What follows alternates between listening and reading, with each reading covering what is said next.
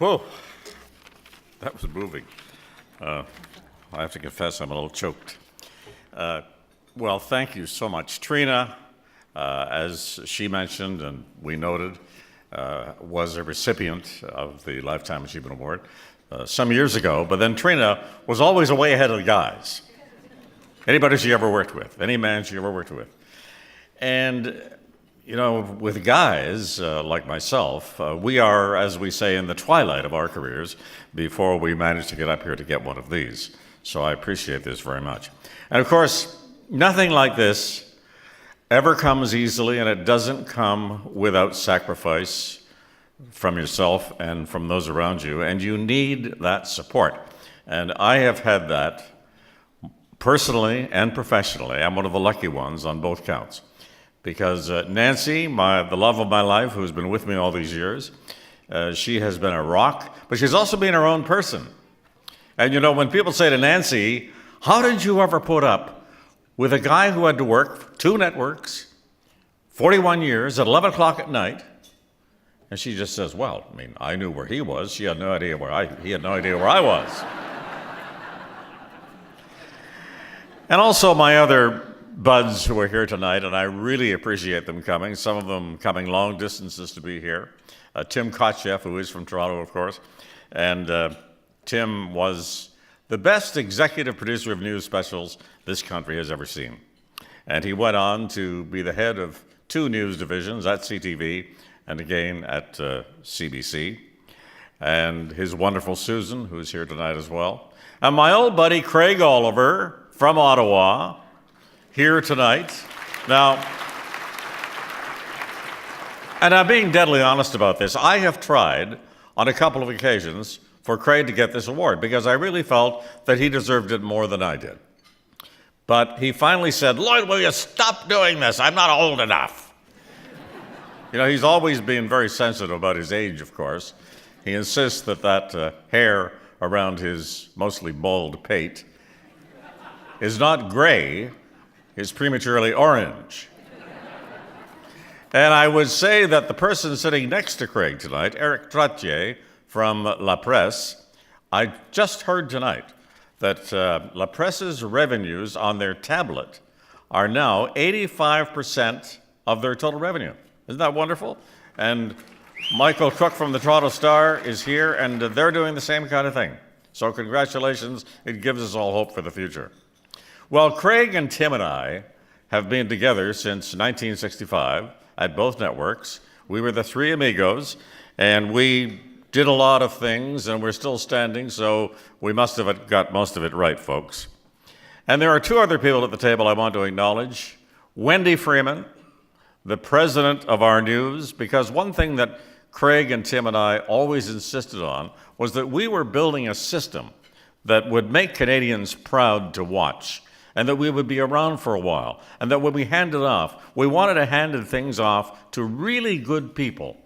And we are very proud of this current generation of the news people at CTV. Wendy, her energy, her intelligence, her unyielding integrity are a marker for our news system. And take a bow, Wendy. And Lisa Laflamme.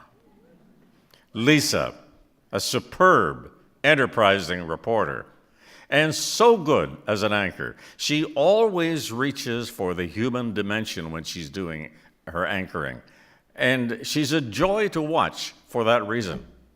Lisa, if I had known you were going to be so damn good, I think I would have turned it over to you 5 or 10 years earlier. Well, maybe not. You know, I want to say to the CJF that I really appreciate this award for a couple of reasons, but most notably because I come from that era back in the old days at CBC, in the late 60s and early 70s, where we were trying to make the point, a number of us were trying to make the point, that news announcers, newscasters, whatever we called them then, now everybody's an anchor, but newscasters, news announcers then, had to be more than just mellifluous mouthpieces. Did I say that well? Mellifluous mouthpieces. Because it really meant something to the audience that they could talk to you about the news.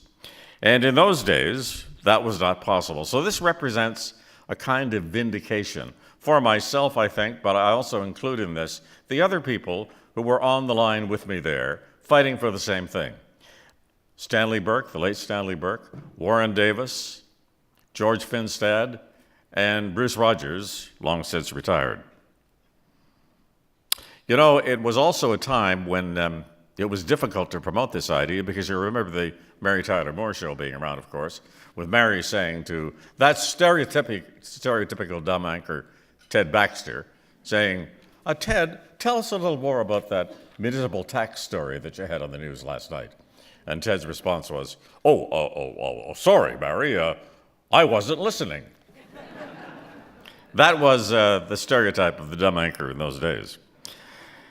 But you know, one thing I did learn through 41 years was that audiences do appreciate their mainstream media. It's almost as though they buy into the idea that David Brinkley quoted from an early author many, many years ago, that there are many examples across the world where governments grab absolute authority and muzzle the press.